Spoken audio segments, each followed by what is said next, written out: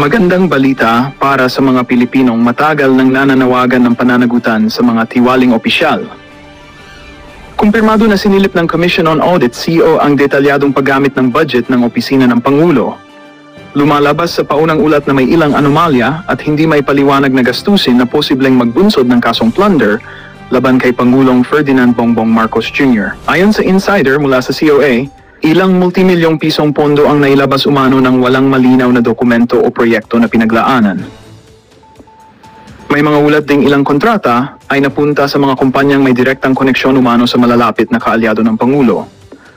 Sa kabila ng mainit na issue, nananatiling tikom ang bibig ng Malacanang at sinabing hihintayin muna ang opisyal na resulta ng investigasyon bago magbigay ng komento. Kung mapatutunayan ang mga alegasyon, haharap si PBBM sa isa sa pinakamabigat na kasong kriminal na maaring isampa sa isang opisyal ng gobyerno, ang plunder, na may kaukulang parusang habambuhay na pagkakakulong.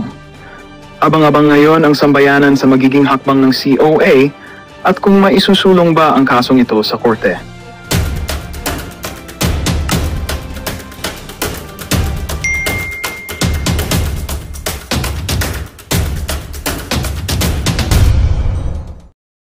De La Rosa, pasadahan ho muna natin ng mabilisan. Itong mga birada nitong si Atty. Rowena Guanzon, meron ho siyang post sa kanyang wall. Patama ho ito kay Tambaluslos para doon sa mga congressman at mga bayarang vlogger na bumibira kay VP Sara. Siguraduhin nyo na nakakuha ng ganitong kataas na audit rating ang mga opisina ng amo nyo dyan sa Malacanang at House of Representatives. Base ho dito sa post itong si Atty. Rowena Guanzon, July 9, 2025, COA gives Office of the Vice President highest audit rating for third consecutive year. Palakpakan ho natin ang opisina ng Vice President. Meron ho bang ganyan ang tanggapan ni Tambaluslos? Ano ang sabi nitong si Atty. Rowena Guanzon? Yung Office of the President or Office of the House Speaker kaya, anong rating na iginawad ng COA sa kanila? Meron ho tayong nakitang dokumento na pakalat-kalat sa social media. Nakita ho natin dito sa News 5. Eto ho mga kababayan. OVP receives unmodified opinion from COA. Nakakuha ang 2024 audit report ng Office of the Vice President, OVP, ng unmodified opinion mula sa Commission on Audit, COA. Na-intriga ho tayo mga kababayan at marami sa ating mga kasama dito sa PH Update. Ano ba yung unmodified opinion na yan ng COA? Heto ho ang ibig sabihin ng unmodified opinion ng COA. Heto ho mga kababayan, para ma-educate ho tayo ng sabay-sabay dito sa PH Update. Ito, unmodified opinion, also known as clean opinion, is a type of audit opinion issued by the Commission on Audit when the auditor concludes that an agency financial statement are presented fairly in all material respects. In accordance with the applicable financial reporting framework, this means the statements are free from material misstatement and comply with the relevant accounting standards. Palakpakan ho natin ang opisina nitong si Vice President Sara Duterte. Diba, 2025 ho, nakatanggap na naman ho ng unmodified opinion itong tanggapan ng Office of the Vice President. Ibig sabihin, yung aligasyon sa kanya na dinidispalko niya ang pera ng sambayanan, ang bantay pera na ho ng sambayan ng Pilipino ang nagsasabi na ang tanggapan ng Office of the Vice President ay sumusunod sa applicable financial reporting framework. Ibig sabihin doon sa mga standards, alituntunin, kung ano yung mga dapat isumiting dokumento sa Commission Audit, ibinibigay ho yun ng tanggapan ng pangalawang Pangulo. Kaya para doon sa mga naninira sa kanya, dyan sa impeachment na yan, ano yan, sa COA yan di ba? Ginawaran na naman ho ng unmodified opinion ang Office of the Vice President. Pagdating sa kaperahan, pagdating kung paano nila winawaldas ang pera ng sambayan ng Pilipino. This means that the statements are free from material misstatement and comply with relevant accounting standard. Yan sinasabi ko sa inyo. Sabay-sabay tayong matututo dito. Post ka ng post, no? Unmodified ka na ng unmodified opinion. Di mo naman pala alam sabihin ng unmodified opinion. Di ba? Tatawa ako yung mga iba po. May pinost ang kowa, may pinost ang ganito. Anak ng towa. Hindi, siyempre, di naman tayo taga-kowa. Hindi naman ako magpapanggap na madunong sa inyo dito. Pare-pares lang ako tayo dito. Yeah. Yun ibig sabihin ng unmodified opinion. Sana na-educate tayong pare-parehas. Ang tanggapan ni BP sumusunod dun sa mga matataas na panuntunan kung paano waldasin ang pera ng sambayan ng Pilipino at kung paano i-report ito sa Commission on Audit. Palakpakan ho natin ang OBP. Kaya dapat, yung impeachment na yan, ibasura na yan. At sa pagbabasura niyan, papanuurin ho natin at papakinggan ang mga birada ng ating iniidolo na si Senator Bato de la Rosa. Palakpakan. Alam na natin ngayon, pag sinabing unmodified opinion, ang pinakasimpleng paliwanag, si BP, mali, si BP hindi magnanakaw. Ganun mo kasimple. Sa mabilis na salita, ika nga, si Vice President Sara Duterte ay hindi magnanakaw. Ito, Senator Bato, banatan mo. Nakapag-commit na kami. I don't know kung nakapirma na yung iba. Ay, kayo, sir. Ako, nakapirma na ako. Pero, For the record, sino-sino kayong Duterte Black na nag-commit? We call ourselves as Duterte 7. Duterte 7. Senator Bungo, Senator Robin Padilla, Duterte Senator 7. Marcolita, Senator Robin, Aimee Marcos, and the two Villar. pero Senator Aimee, sir, nag-commit na rin? Senator Aimee? I don't know. I don't know kung nag-usap na sila personally, pero in principle, kami, Duterte Black, napag-usapan namin, we are inclined to support Senate President Chis Escudero. Why, sir? Well, Akala mo- wala naman kaming nakitang Ito talaga si hindi Shelly. dapat siya suportahan. So, Pakala mo, we Shelly. support him. Walang kapalit like yung mga committee chairmanship, sir? Wala naman kasi as is mala ako. Wala man akong hiningi. Wala man rin pinarami sa akin. Basta nagustuhan ko lang yung pamamalakad niya sa amin, sa Senado. Yung leadership niya is, nakita ko is very open to everything. Hindi siya close-minded, hindi siya porque ganito siya, panindigan niya ganito siya, o porque ganun, yung nakikinig siya. So that's what we need as a democratic institution, pakinggan ang lahat. So, sir, kung tatanungin ka, anong hihingin mong committee kay Senate President Escudero? Wala na akong hinihingi kasi meron naman. Ito talagang mga mga taga Senate, no? Mga intrigero at intrigera. Hindi naman nangihingi Masyado yung kino-corner yun. Buti lang matalino. Malaki ang utak nitong si Senator Bato. Gusto akong cornerin nitong mga unggoy na to. Gusto nila sabihin ko na meron akong gustong komite para ipakita, i-picture. Optics, it's all about the optics. Ika nga, di ba? I-picture sa mainstream media na Senator Bato, suportado si Cheese dahil gusto niya itong ganitong komite. Mga utot nyo. Kala nyo, di pa namin kayo bistado. Mga mainstream media, basura, period. Naman tayo equity of the incumbent kung ganun, di ba? Kung, halimbawa, we will vote for him as the Senate President, tapos ayaman ng incumbent senator, yung kung ano yung hawak ko, I suppose yun pa rin ang hawakan ko. Equity of the incumbent nga. So, Hindi ko na hiningi sa kanya yan. At hindi rin niya in-offer sa akin dahil that's my understanding. Sir, last na lang. So si Marcoleta nga ba, Blue Ribbon Committee Chairman, sir? Yan ang hinihingi niya and I presume na pangako na. Para dito siya nagtatanong na to, anong pakialam mo? Anong pakialam mo kung Blue Ribbon si Lolo Marcoleta? Ikaw binubuisit mo ako ha. Anong pakialam mo? Kung dangerous drugs itong si Senator Bato, anong pakialam mo? Sa kanya.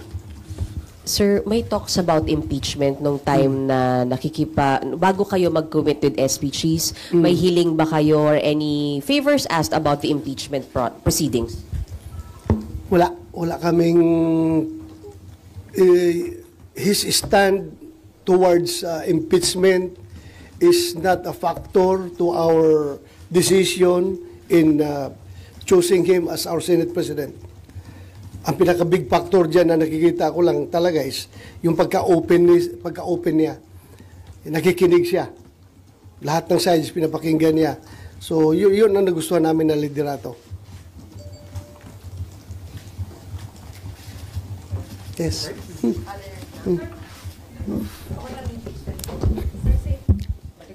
Sa impeachment, sir, di ba po, nag-move kayo para i-dismiss yung articles of impeachment noong June 10. Uulitin niyo po ba yan pag nag-reopen kayo? Yung hihingi na ho ba yan? Hihingin ba yan ng Duterte 7? Mag-usap pa kami. Titingnan namin. Mag-usap pa. Baka sabihin nyo, Ay, insisting naman itong mga tao na ito, pabalik-balik. Ang galing ni Senator Bato, huli na niya.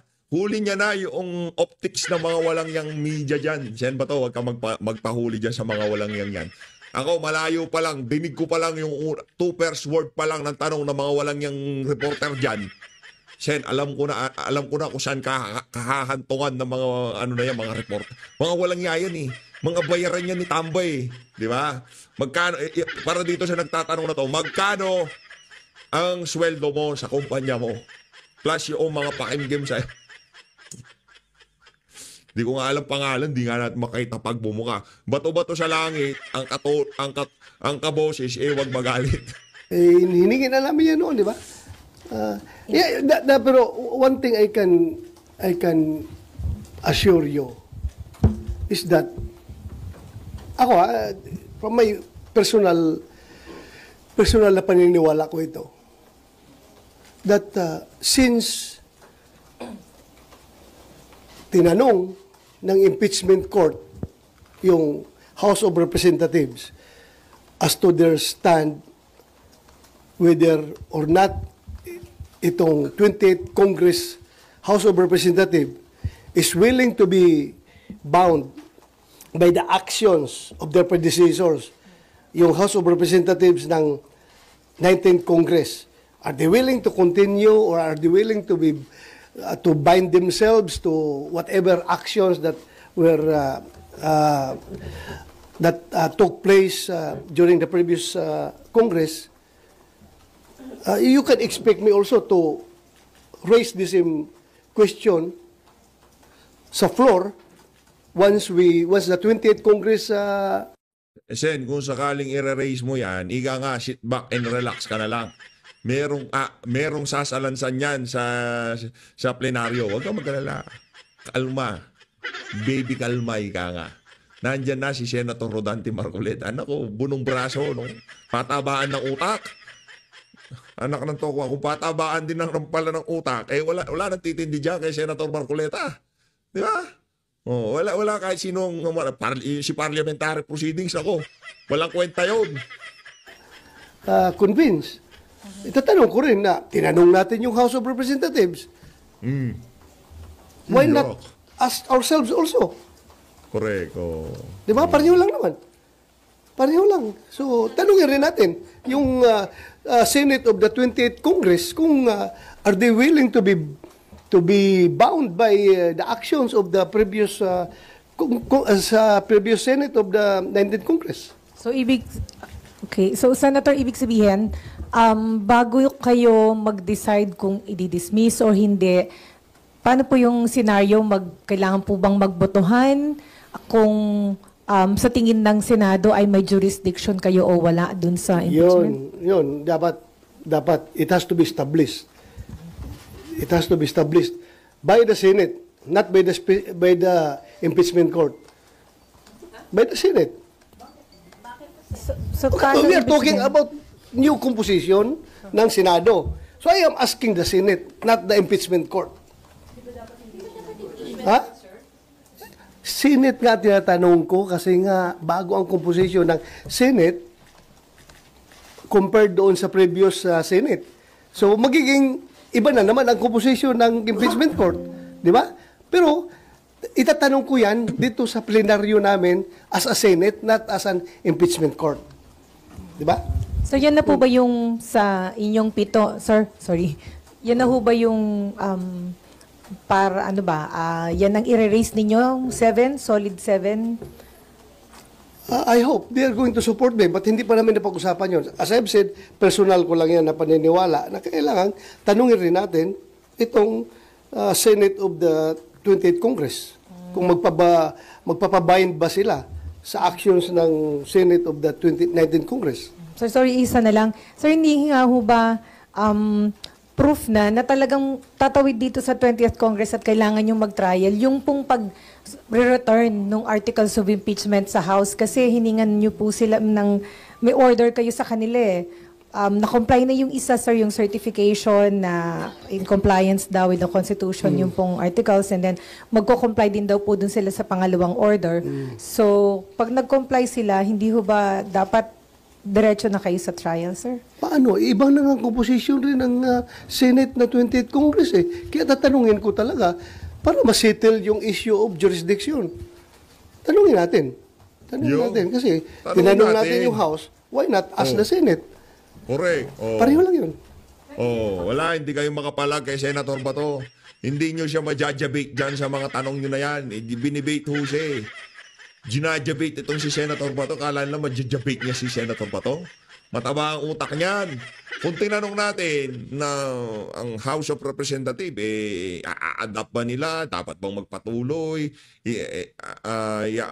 Anong tawag na yan? Yung mga renage na question ng impeachment court dyan sa House of Representatives. Why not na i-apply natin yung mga tanong na yon sa ating mga sarili? Palakpakan si Senator Bato. Napakatama ng utak. Di ba? Hindi namin napag-usapan yan. Ako, sa akin lang yan, personal ko lang yan na paningin. Sir, personally, mag-move po ba kayo na ulit na ipa-dismiss yung impeachment ni VP Sara? Hindi, siguro. Ang pinakaunang motion ko is to determine whether or not the Senate of the 28th Congress is willing to be bound by the actions of the previous Senate. Yun lang ang tanungin ko para masettle natin yung issue on jurisdiction. Dahil sinitil kung halimbawa makakuha yung House of Representatives ng kanilang positive action, no? Na talagang majority sila ay pumayag na yung tatawid yung jurisdiction sa 28th Congress. So gusto ko ring tanungin rin ang Senado. Kasi pareho lang naman yan. Nagtatanong tayo ng jurisdiction ng bagong Congress dahil nga iba na ang composition. Sir, may we get your comment din po. Sabi po ng CBCP, nababahala sila dun sa delay ng Senate regarding po sa impeachment. Nababahala sila? Bakit sila nababahala? Ano yung kinabahala nila? Kinabahala nila na ano? Nako. Na na-delay. There's no cause for panic. There's no cause for panic.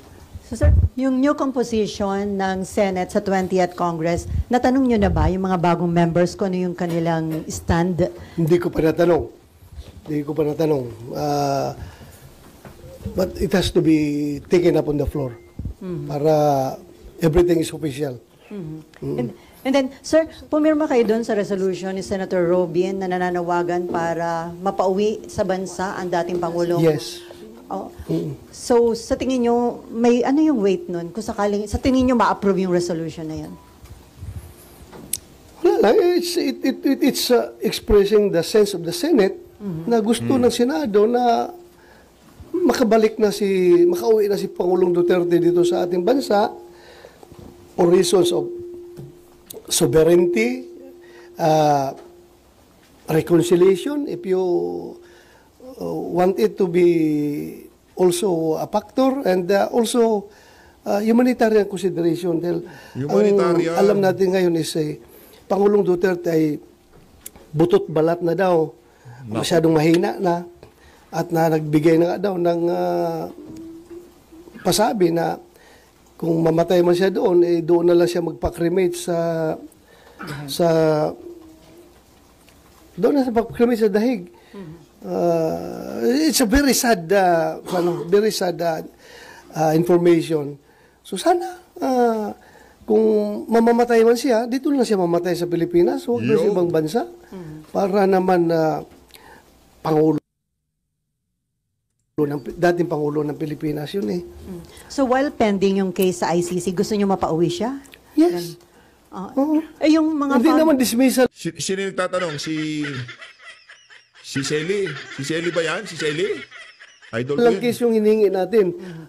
Immediate repatriation of former President Duterte to the Philippines. May concern yung mga victims kasi daw ma-impluwensya pa rin ng mga Duterte na natatakot sila doon sa safety o security. Ano na matatakot? Yung mga tanong na ganun ng mga media, parang gusto mo na lang magmura. Yung tipong, nung presidente nga, wala siyang ginawa sa inyo. Vice President ang anak niya. Nasa dahig na siya, pwede silang magalit pa. Itong mga media na to, di ko alam nung trigger, sarap iumpog ng nung batukan nakakabuisit. Safety. Madam, ano safety pinagsasabi mo? Takot na hindi naman presidente si President Duterte. Si President Marcos naman ang presidente ngayon at yan ay kaya pangalagaan ng Malacanang yung kanilang safety. Kaya, Impluensya. Sinong impluensya ni Pangulong Duterte? Hirap na ng tao, butot balat na nga kakatakutan pa nila. Hindi ba sila naawa sa tao na yun? Sir, sa information, hindi, yung mga reporter, Senator Bato, mga merong saltik sa utak. Di ba, merong saltik sa utak. Ganong klaseng mga walang pararakan tanong, tinatanong ng mga media dyan sa Malacanang, mga walang niya kayo. Paano kayo naging reporter? Nasaan yung mga puso't konsensya nyo? Kasi yung naratibo ng mga tanong nyo, ayaw nyo rin umuwi dito si Tatay Digong. Mga walang niya kayo. Kakagigil. Di ba? Kayo ba di kayo naggigigil doon sa mga ganong klaseng tanong? Nagpresidente, wala siyang ginawa. Vice President ang anak, walang ginawa. Mayor ang anak, walang ginagawa. Congressman ang anak, walang ginagawa. Ang apo,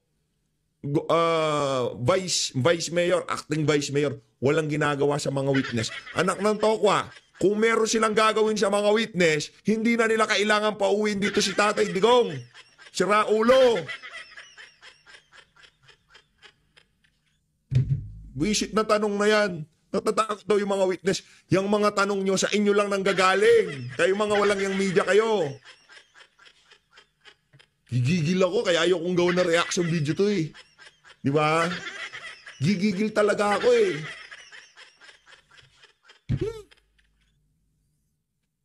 po ba ninyo, pardon my saying, is he dying?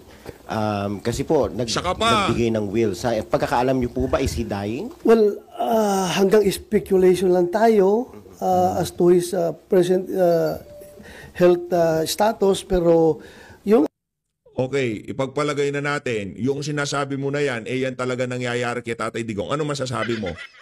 Gusto mo na siyang umuwi? Bilang isang reporter, tanungin kita, Brad. Kung padapit hapon na talaga si Tatay Digong, anong gusto mangyari ngayon? Is she dying? Nagsalita na nga si BP, nagsalita na itong si Ma'am Elizabeth. Tinatanong siya na bato, nasa Senado nga siya, wala siya doon. Lahat ng alam nyo, yun lang ang alam ni Sen Bato. Isip kayo. sabi naman ni Ma'am VP. ni Ma'am Elizabeth Zimmerman, di ba? Na siya nagsabi doon na na butot balat na daw. At payat. So, meaning, he's not in good health. And considering his age, very advanced na yon, 80 plus na siya eh. So, what do you expect?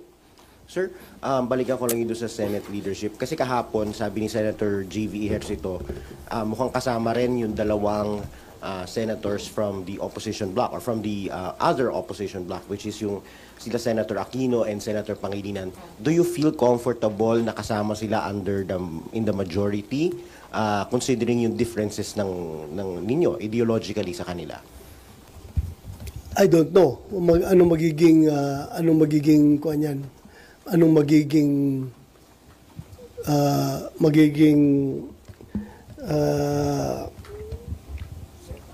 set up niyan, no? Hindi ko alam talaga. Hindi ko alam. Basta I joined the majority not because of them, but because of the leadership of Senate President Jesus Cudero. Sir, going back dun sa sinabi nyo, you will question the jurisdiction of the 20th Congress sa ano. Sir, clarify ko lang, sir, ibig sabihin, you believe na walang jurisdiction nga yung magiging bagong composition ng Senate dun sa ano. Nawala naman ng audio. Ano na naman to, Senator Bato? Ang ganda ng tanong eh. Buti pa yun. Tama yung tanong ng maalin na yun. Ba't nawala? Dalawang... wala talaga to banda dito. I-forward na natin. Ayan, bumalik. Matigas yan noon sa Senate hearing noon. Ayaw yan bumigay. Kahit na, di ba, pinailan natin ang kaso, di ba? One of the, hindi napailan ng kaso kung hindi dahil sa Senate investigation na ginawa natin, di ba? 6 sila, pinailan ng kaso ng serious illegal detention at saka kidnapping. Dahil nga, hindi tayo makapag-file ng murder with the absence of the body of the crime. Yung mga katawan, hindi na-recover. So, pinailan natin sila. Talagang pinalop natin sa CIDG na mapailan sila ng kaso. At napailan nga.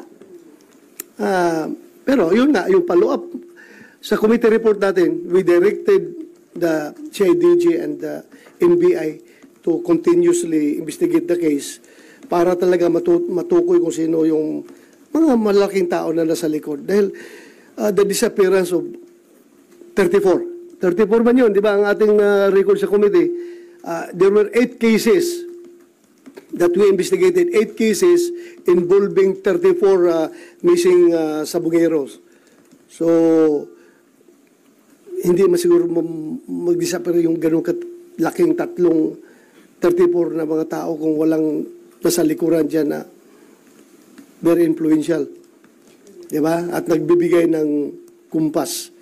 Sa atin lang, at that time, we don't have the evidence to connect to the management ng yung pitmaster dahil nga wala talagang usapang sugarol na ho ito. Pagka usapang sugarol, medyo dumidistansya tayo, no? Di ho natin may susunod na video. Dahil yan lamang inano na yan ni Senator Bato, yung susunod na video. Doon natin pag-usapan, i-focus natin ang ating enerhiya dyan sa mga nawawalang sugarol na yan. Huwag ho kayong magsugal. Hindi lang ho nakakasira ng buhay yan, nakakawala pa ng buhay yan. Yung ibang bata, di ba, nagpatiwakal. Dahil magandang balita ang hatid namin sa inyo ngayong araw. Sa pagtatapos ng aming balitaan, nagbigay kami ng mga mahalagang impormasyon. Maraming salamat sa pagtutok at pagsuporta sa aming programa. Huwag kalimutang manatili sa mga susunod na araw para sa mga bagong balita at mga kwento na dapat nating abangan. Mula sa Boses ng Masa, magandang araw, Pilipinas!